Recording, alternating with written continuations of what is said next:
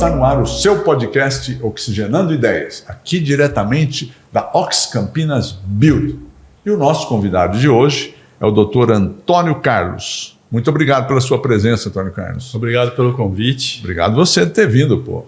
Dr. Antônio Carlos é um pioneiro no transplante capilar aqui, acho que toda a região de Campinas, não é isso? Sim, da região de Campinas, desde do século passado. Século passado já. Fazemos transplante de cabelo, né? Dominamos todas as técnicas, né? Legal. As mais antigas até as mais atuais, né?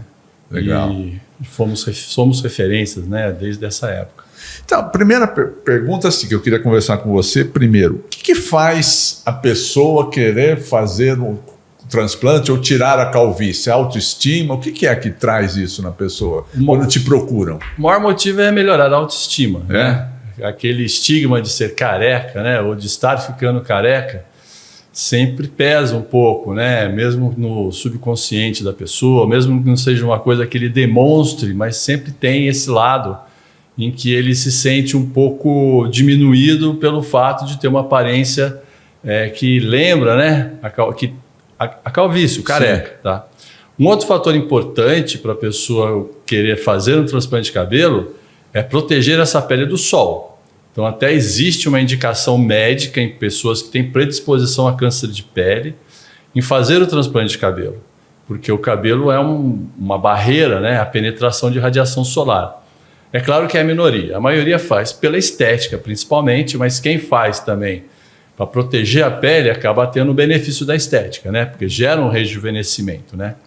E a queda de cabelo é genético isso? A queda de cabelo a gente pode diferenciar em dois grandes problemas. Um genético, que leva à calvície. Que a maior parte não. Na verdade, a maior parte é outra, que é o eflúvio telógeno. O que é o eflúvio telógeno? É a queda de cabelo por motivos outros, podem ser nutricionais, metabólicos, hormonais, distúrbios menstruais. E aí atinge tanto homens quanto mulheres. Então essa é a maior queixa relacionada a cabelo que a gente tem no consultório. É a queda de cabelo, não pela calvície, porque a calvície atinge principalmente os homens, 10% das mulheres podem ter um quadro genético, mas a queixa principal é a queda de cabelo não relacionada ao fator genético, relacionada a fatores externos. E sendo assim, então a gente pode se precaver da queda de cabelo, então? De ambas as situações, tanto da genética também? Tanto da genética quanto da queda de cabelo por motivos externos. Então, claro, a genética, existe um tratamento específico, a gente avalia antecedentes familiares, parentes que sejam calvos, e a gente detectando o início do processo, porque assim, toda doença genética existe um gatilho, esse gatilho pode ser um gatilho externo ou até uma descompensação física que vai gerar aquele quadro genético, vai acordar aquele gene. Ok. A partir daí, você detectando esse fator, você começa a fazer tratamentos preventivos que vão atuar principalmente nos mediadores do fato genético. Você não altera a genética, mas você diminui os mediadores. Quanto ao eflúvio telógeno, a gente faz uma análise geral do paciente.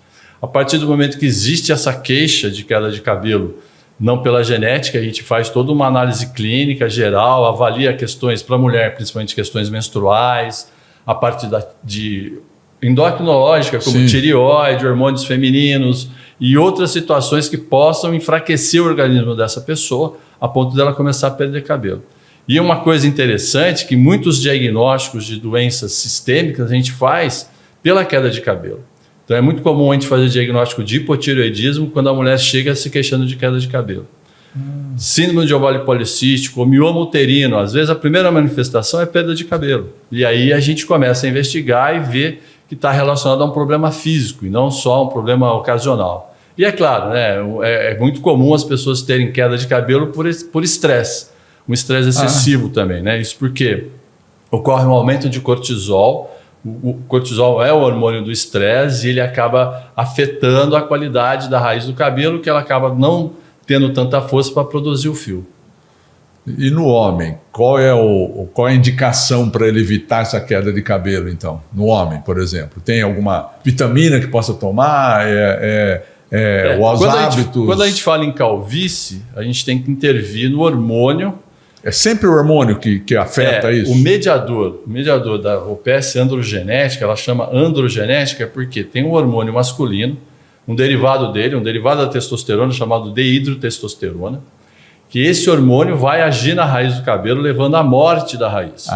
Por isso que a pele fica lisa, por isso que você tem essa pele sem cabelo totalmente, porque a raiz morreu.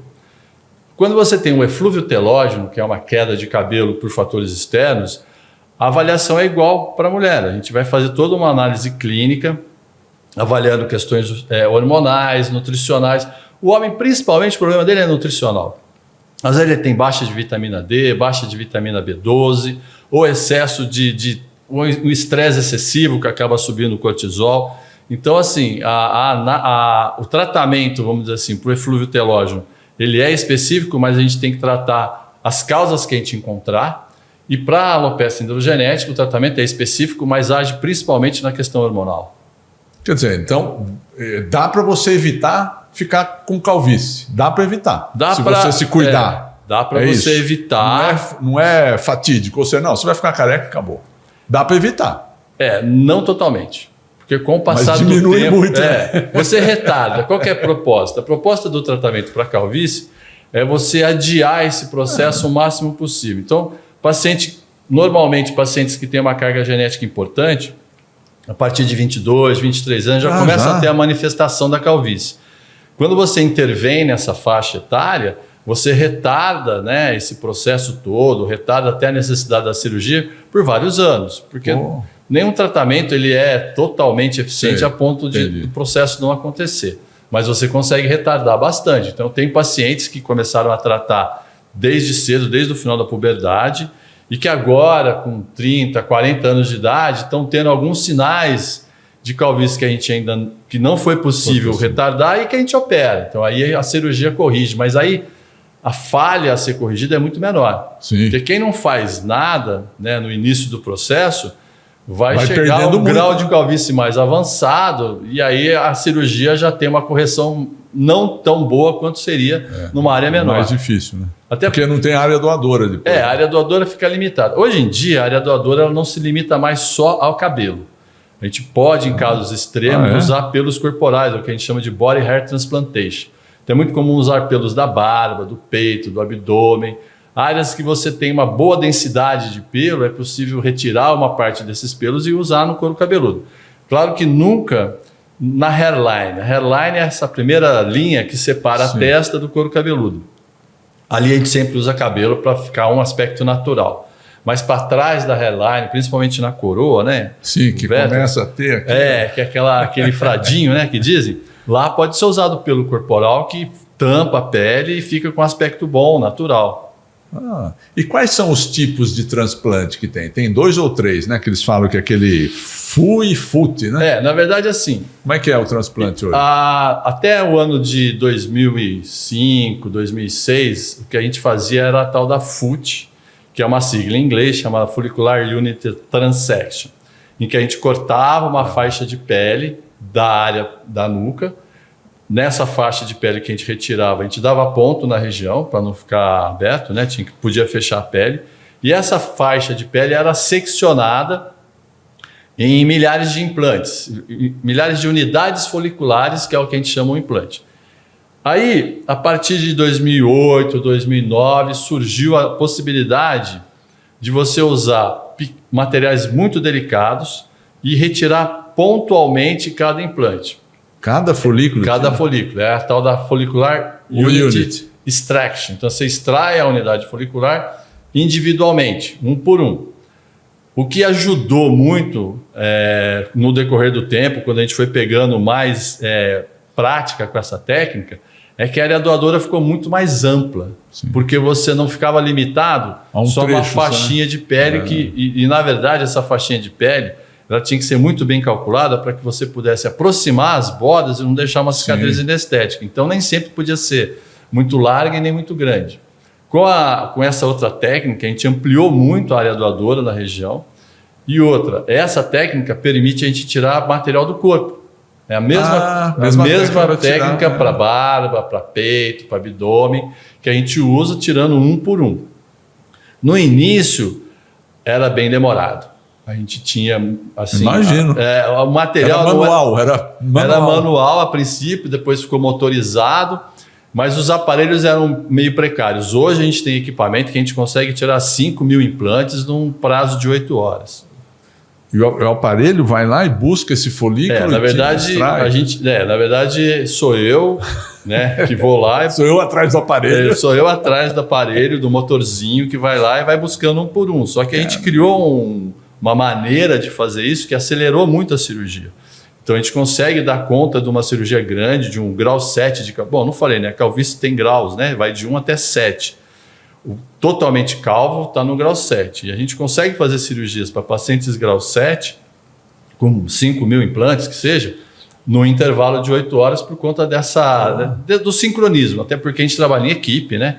Então a minha equipe hoje sou eu mais 4 pessoas, tem mais um médico que me ajuda na equipe, 3 auxiliares, às vezes a gente até chama um auxiliar a mais quando a cirurgia é muito grande, para poder dar conta de fazer a cirurgia nesse intervalo de tempo. Entendi.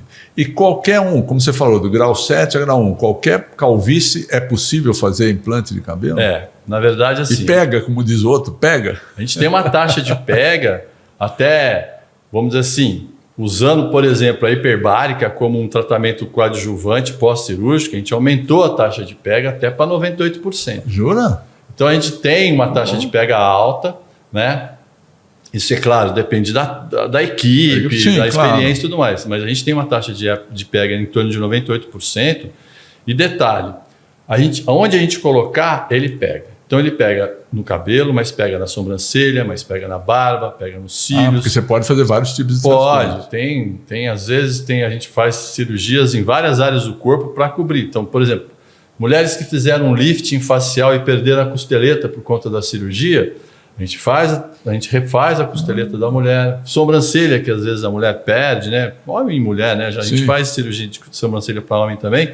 A gente pode usar esses implantes nessa região, em região de barba, bigode, e aí vai. E você pode usar as duas técnicas simultâneas? Simultaneamente. Não é ou uma ou outra. Existe o que a gente chama de técnica mista. A gente tem feito menos. Eu particularmente, prefiro usar pelo corporal para não gerar essa cicatriz na região da nuca. Mas às vezes a gente pode fazer a técnica mista, que seria tirar a faixa de pele, dar ponto, e em volta dessa área de ponto tirar um por um. Isso a gente faz, né? Não é incomum fazer. Mas o grande receio dos pacientes é em relação à cicatriz, porque essa cicatriz limita o corte de cabelo.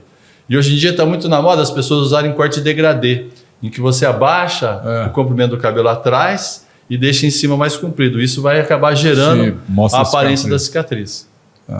E o fato de pegar, entrou nesse ponto que você falou da oxigenoterapia.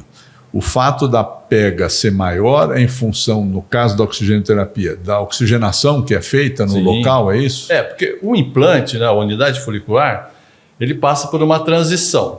A hora que eu tiro ele de um ponto, ele vai ficar aguardando para ser recolocado. Não é automático. Tem que ser na hora? Você tira do lugar e tem que pôr? Não, ele suporta um tempo. Existem vários trabalhos colocando assim, que em 8 horas eu posso fazer essa transferência. Ele está vivo aí. Ele aguenta em condições próprias. Não é. A gente sempre tem que deixar ele muito umidificado. A gente usa um soro específico para fazer essa umidificação em baixa temperatura. Para quê? Para que as células do bulbo capilar, do folículo, entrem no estado de hibernação. Então ela hiberna, ela para ali de funcionar, segura um tempo. O que o oxigenoterapia faz? A gente dá uma sobrecarga de oxigênio para essas células e elas revitalizam com muito mais qualidade. Então, assim, além de ser mais rápido, com mais energia. O oxigênio é tudo, né, para a sobrevivência das células, né? E isso você tem testado isso no aspecto de performance? Sim. Dois benefícios. Cicatriza mais rápido, com certeza, a área doadora, né, que vai ficar cheia de orifíciozinhos minúsculos, mas cicatriza mais rápido. A inflamação do pós-cirúrgico é menor e a gente vê que realmente os folículos começam a nascer um pouco antes do esperado, porque essa transição faz com que essa raiz volte a produzir esse cabelo só depois de 3 meses. Depois que implantou? Depois que implantou. O fio implantado, ele cai, ele serve de guia, mas ele cai. Cai rápido? Implantou, cai até um mês depois. Aí cai. Mas fica o folículo ali. A raizinha está lá. Aí ela vai recebendo sangue, vai recebendo todos os nutrientes, ela volta a produzir o cabelo. Então, assim, o início do processo de nascimento dos implantes é com 3 meses e o término é com 12 meses. Então, todo paciente que a gente opera, a gente acompanha por 1 ano para ver o resultado, não o resultado final. O resultado final a gente já vê antes disso, mas até 12 meses ainda vai ter fiozinho lá nascendo. E isso a gente constata até em exames de tricoscopia que a gente vai fazendo com uma lupa digital para ver esses fiozinhos nascendo. E da onde você extrai o folículo, ali naquele ponto não nasce outro. Não, porque a gente transfere a raiz de um lugar para o outro. Mas como tem muitos, então um encobre o outro. A gente faz uma conta, né, antes da cirurgia. Então a gente vai tirar de acordo com o que a gente vê de densidade da área doadora. E aí a gente vai dosando quanto eu posso tirar. Eu divido a área doadora em vários quadrantes. Ok. Eu meio que calculo quanto eu tenho por centímetro quadrado de cabelo e eu tiro proporcional para não ficar nenhuma área falhada. Tem diferença de queda de cabelo para quem é loiro, quem é moreno? Isso não muda nada. Não muda nada. A genética, pele, nada. Não muda. Nada. A genética ela é a mesma, né? A diferença é na hora de fazer a cirurgia. Você pega o paciente com cabelo branco e dá mais trabalho. Porque você tem que pintar, tem que tingir o cabelo.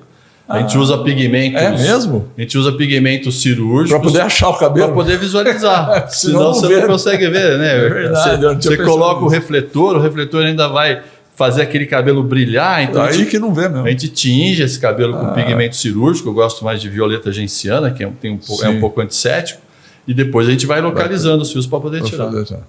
Quer dizer, uma coisa que eu não tinha conhecimento. É possível retardar, então, a queda de cabelo. Aí a gente faz isso. Você faz, ou seja, se eu quero ir lá, eu vou lá na sua clínica, você vai fazer esse check-up geral e vai me dizer, olha, você precisa fazer isso, sua alimentação assim, vitamina assada, não sei o quê, isso vai retardar a queda do seu cabelo. Sim, isso eu não sabia isso. Eu faço, porque assim, além de ser cirurgião, né, Sim. eu sou tricologista, então eu trabalho com a parte clínica de cabelo. Eu trabalho com doenças do couro cabeludo, doenças do cabelo e a parte também da calvície, queda de cabelo. Então, toda essa parte a gente faz. E o retardo, ele não é feito só antes da cirurgia. Todo paciente que eu opero, eu continuo tratando. Por quê? Se eu opero um paciente hoje jovem, com 20 anos de idade, 21 anos de idade, para corrigir a parte frontal, se ele não fizer nada, daqui 5, 6 anos eu vou ter que fazer uma segunda cirurgia para corrigir o resto que ele vai perder. Aquele demora para perder aquele que você implantou? O implantado não perde nunca. Não? Não, o que vai perder é atrás do que foi o implantado. que você não implantou. Por isso que a gente mantém o tratamento para dar o que a gente chama de longevidade de resultado. E por que o implantado não cai? A genética dele é diferente. Porque você tira de uma área que não é geneticamente ele é permanente. Então a gente sempre mede. Então quando a gente vai medir essa área doadora, a gente sempre é uma área assim, vamos assim, falando a grosso modo, essa linha à frente da orelha, até um determinado ponto aqui em cima. Aí na coroa eu meço, se está um pouquinho falhado, eu coloco 6 centímetros para baixo dessa falha e vou até o outro lado. Isso é o que a gente chama de área de cabelo permanente. Porque se você pegar pessoas totalmente calvas, ela vai ter essa faixa de cabelo sobrando. Então isso, quando a gente transfere esse cabelo daqui para cá, ele continua sendo permanente. E por que será isso é uma genética? Tem alguma coisa que você consegue identificar? Esse tem tal cromossomo diferente daquele outro, por isso? É o grande X da questão. É o grande X do cromossomo. É o que está todo mundo tentando descobrir. Porque se você conseguir descobrir isso, você resolve daqui também. Na verdade, talvez não resolva daqui, mas existem vários trabalhos fazendo clonagem de cabelo. Então você tira uma amostra, leva para o laboratório e identifica a composição dele, a célula primordial lá do folículo. Você pega aquela célula primordial, mistura numa solução líquida, vem e injeta na área calva. Isso é o que tem sido feito. No Japão também está bem avançado nessas pesquisas. Só que até agora, apesar desse cabelo ser retirado daqui, ele não mantém a genética de ser permanente. Então, o que tem se visto é que os pacientes que receberam clone, eles estão perdendo o cabelo do mesmo jeito. Então não é permanente. Por isso que a cirurgia ainda é soberana ao clone. E assim, está se pesquisando para saber por que esse cabelo não cai. Né? Ainda não se sabe. E mulher também tem feito implante de cabelo? A mulher é interessante. A gente tem 10% de mulheres que tem, né, alopecia androgenética feminina, né? A manifestação dela é diferente, porque a mulher normalmente não perde essa linha anterior. Frente, né? Não. Ela só perde aqui em cima, né, principalmente. A gente opera essas mulheres, a gente trata essas mulheres. Mas tem muita mulher que pede para diminuir a testa, que pede para abaixar a linha de implantação, porque já nasce com uma linha de implantação alta, ela já nasce assim, é constitucional, é de família. Tem a testa mais larga que a gente E aí, chama. para ficar um pouco mais bonita, na moda, ou o que seja, ela pede para baixar a linha de implantação. Então, a gente faz muito transplante de cabelo nesse sentido, de baixar a linha de implantação da mulher. Porque, normalmente, assim, a gente tem alguns critérios para avaliar qual que seria a melhor medida da testa, tanto para o homem quanto para a mulher. E, assim, mundialmente falando, a mulher tem uma testa que varia de 6 a 8 centímetros, e o homem vai de 7 a 9. É maior a testa. É, um pouco maior. Mas tem mulher que prefere ter testa de 6. Então, se ela está com 7, ela quer 6. Ou se está com 8, quer 7, quer 6 também. Mantém. Agora você falou um negócio que eu achei interessante. Por exemplo, eu posso transportar pelo do peito, da barba, mas a textura e a configuração do pelo, por exemplo, da barba é diferente. São diferentes. Eles são diferentes. São. A gente, por isso que então, coloca na parte de trás. Quando eu transporto aqui uma barba, vai ficar barbuda. A princípio, ele é diferente. Com o passar do tempo, pela localização, pela maneira... Porque, pelo meio ambiente que ele fica. Pelo meio ambiente. Por quê? A barba você raspa todo dia. É verdade. Quanto mais por isso você que raspa... ela fica grossa, né? Então, como o cabelo você não vai ter esse hábito, você só vai cortar, verdade. Ele vai começar a adquirir características semelhantes ao cabelo.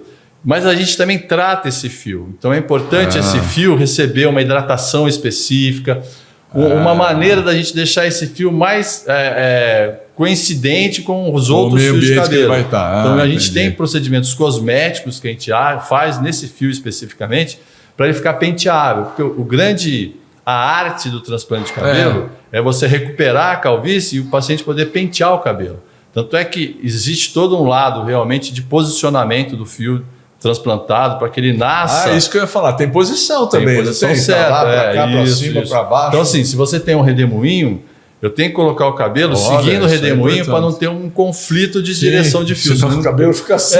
Ele não consegue pentear. Nunca, né? E é interessante. Olha que legal. Que às vezes a gente tem pacientes que têm redemoinho na parte anterior. Então, tem pacientes que tem o cabelo faz um giro na frente. Eu tenho que acompanhar esse giro, eu não posso colocar... a inclinação dele, né? Totalmente. Então, assim, a região temporal, o cabelo nasce para baixo, eu tenho que colocar ele nascendo para baixo, aí vai. Senão fica uma disputa grande ali para ele conseguir pentear. Sim, tem um lado artístico da cirurgia, não é só por cabelo, né? Tem algum tipo de vitamina que a gente pode tomar que ajuda no fortalecer o cabelo de uma forma geral? Na verdade, que vitamina que é mais importante de todas? O que eu gosto de fazer? Eu gosto primeiro de analisar as carências nutricionais que esse paciente tem. A partir daí eu vou... Vitaminas que faltam no organismo. Assim, o que eu falo para meus pacientes? Não adianta eu te dar o melhor remédio para queda de cabelo se o seu organismo não está saudável. Se ele não estiver saudável, o que ele vai fazer? Ele vai pegar esse remédio, que seria para o cabelo, e não vai acabar usando da maneira correta. Por quê? Porque o cabelo precisa de outras substâncias que tem no corpo. Então, se ele tem um processo de anemia, uma pré-anemia, se ele tem deficiência de ferro, de ferritina, de ácido fólico, isso vai atrapalhar muito o nascimento do fio e vai gerar uma queda de cabelo importante também. Então, não adianta eu dar um remédio específico para cabelo se o organismo dele não está saudável. Existe uma coisa no nosso organismo, é um sistema, né? Eu falo que isso é uma inteligência natural, que chama-se homeostase. Então, como é que chama? Homeostase. A homeostase é um sistema que faz com que o seu organismo te mantenha vivo. Equilibrado. Vivo. Vivo. Vivo por quê? Se você tem pouco ferro, se você tem uma pré-anemia, esse sistema vai nutrir os órgãos vitais. Entendi. Então, assim, é inteligente, ele manda onde precisa. É inteligente e natural, ele quer te manter vivo. Então, assim, o cabelo não é um órgão... é primordial, né? Para sobrevivência. Vai ficar em segundo plano. Né? Então ele vai sempre direcionar. Se você tem carências, essas carências vão acabar gerando a perda de cabelo, porque o seu corpo quer te manter vivo. Sim. E é isso que a homeostase faz. Ele te mantém vivo nessas circunstâncias. Vai o básico, né? Sobrevivência. Eu falo assim, a gente tem, por exemplo, as mesmas carências que afetam o cabelo vão afetar a unha, por exemplo. Então tem muito paciente que chega com queixa de queda de cabelo e unha fraca. Aí a gente vai procurar carências, porque realmente vai ter uma carência nutricional que está gerando esse problema. A pele ela é um órgão vital, só que ela é muito resistente. Então você tem pessoas desnutridas, por exemplo, que mantém a função da pele, que é a sua função de barreira, né? Então, só que o cabelo não resiste, porque não tem tanta resistência. Sim. E a unha também não. Então são coisas que a gente vai sempre analisando para poder gerar um resultado melhor para o tratamento. Entendi. Legal. Aí, olha, essa eu não sabia, que a gente pode retardar a calvície. Sim, com esses cuidados. Isso é legal porque você pode, por exemplo, se eu vou lá na sua clínica, você pode me dar toda essa diretriz aí para eu poder, que já tem uma tendência de queda de cabelo, retardar isso. E você vai acompanhando. E tem mais um detalhe. A calvície ela é mediada pelo hormônio masculino. Quando o homem chega aos 40, a tendência do hormônio masculino é ter um declínio. Esse declínio vai ocorrendo com o tempo. Então, normalmente, a pessoa que não ficou careca até os 60, 65 anos não vai ficar careca. Não, eu, por exemplo, não vou ficar mais. Eu não sei sua idade. 68, pô. Então não. Não vou mais. Não. Do jeito que está aí, você pode... Se você fizer uma cirurgia agora, vai manter pro resto da vida, entendeu? Minha mulher fala, eu tenho uma coroinha aqui. Então. Aí a minha mulher fala, faz logo esse transplante capilar enquanto você tem área doadora. Ela entende. Não, mas você pode ter certeza que assim, fazendo a cirurgia, essa cirurgia vai ter um efeito pro resto da vida. Porque, a não ser que você venha fazer uma reposição de testosterona, alguma coisa assim, você pode ter a perda, né? Porque reposição de testosterona dá perda de cabelo? Dá, porque ele vai ser o gatilho. Muitas vezes ele é o gatilho para iniciar o quadro genético, porque você sobe o tal do DHT por conta da testosterona, e muitas vezes a pessoa tem calvície já e manifesta, e faz a reposição de testosterona, vai piorar muito mais o quadro de calvície. Entendi. Se não for uma reposição clínica, para problemas clínicos, só por estética, ele vai ter que decidir o que ele prefere. Se ele prefere ficar forte ou careca. É isso aí. Aí é uma decisão difícil. É difícil, mas assim, a gente tem que ponderar em relação a isso, porque o excesso de hormônio, ainda mais hoje que se usa muito hormônio por estética, acaba gerando um desencadeamento, até o agravamento da calvície. Legal. Dentre todos esses fatores, por exemplo, o pessoal que hoje está muito na moda, negado emagrecer, né? Quero emagrecer. Eu acho que quando você emagrece, você perde alguma resistência no organismo, sei lá. Isso afeta também de uma forma geral? Sim. Por quê? Toda vez que você abaixa a sua ingestão de caloria, vai entrar a homeostase. O que a homeostase vai fazer? Ela vai pegar essa baixa ingestão de caloria e vai levar para os seus órgãos vitais que ainda não estão acostumados com essa baixa ingestão, porque é todo um processo. Essa baixa ingestão forçada. Por exemplo, essa história de canetinha emagrecedora, esses análogos. Isso força. Toda a dieta é muito paciente bariátrico. Além dele ter uma baixa ingestão de caloria, ele tem uma baixa absorção de nutrientes. Então é um fator, são dois fatores, na verdade, que vão prejudicar o cabelo. Os pacientes hoje que usam os agonistas de GLP-1, né, Ozempic, Mounjaro e tal, eles também vão ter forçadamente uma baixa ingestão de caloria e num intervalo de tempo curto. Então, demais. O organismo não se adaptou ainda a essa fase. Então, nesses casos, a gente vai ter que pontuar e repor pontualmente os nutrientes que vão fazer falta para o cabelo. Então, sempre que a gente tem na frente uma situação dessa, eu faço toda uma análise também laboratorial para a gente poder gerar nutrientes que ele possa não estar ingerindo para evitar. E o mais importante deles é a ingestão de proteína, porque a proteína é a base fundamental para a formação de cabelo e de unha. Então, se eu tenho baixa ingestão de proteína, se eu tenho déficit proteico, eu vou ter uma queda de cabelo importante, eu vou ter a unha fraca, quebradiça. Então, a gente sempre vê essas questões como sendo assim, eu vou agir naquilo que vai fazer falta para o cabelo, mesmo ele perdendo peso. Entendi. Então tá aí mais uma dica, quem estiver fazendo regime, dieta, seja lá o que for, vai fazer uma consulta primeiro com o Dr. Antônio Carlos para poder equilibrar isso. Para não ter nenhum prejuízo, Tem sentido, porque vai ter o reflexo disso. E a ideia é ter ganhos dos dois lados, né? A pessoa emagrecer e não perder cabelo. Sim, legal, tá, uma boa dica então essa. Você tem na sua clínica o Instagram da clínica? Sim. Então depois você me passa, nós vamos deixar aí para vocês no Instagram e o contato lá da clínica, para você que está fazendo dieta, que vai fazer dieta, para você como eu, que não quer perder cabelo, dá para antecipar isso e dá para se tratar e fazer um tratamento preventivo, vamos Com chamar certeza, assim, não é com isso? certeza. Tem muitas estratégias que a gente pode Para aplicar. trabalhar com isso. Eu gosto de personalizar os tratamentos. Então, assim, o paciente fala, doutor, eu vou tomar X e Y que eu vi na internet. Não. Você vem, a gente para você, avalia. é para você. Cada um tem, vamos dizer assim, uma necessidade específica. Eu não sou carimbador de receita. Eu acho isso claro. É característico. falta de raciocinar. Legal. Né? Pô, legal, obrigado. Não, obrigado eu. Obrigado, viu? Bom dia, obrigado. Parabéns pelo programa também, viu? Obrigado você ter vindo para o nosso programa. Que ótimo. Estou à disposição. Obrigado. Tá aí mais um episódio do seu Oxigenando Ideias, aqui diretamente da Ox Campinas Beauty. Até o próximo episódio.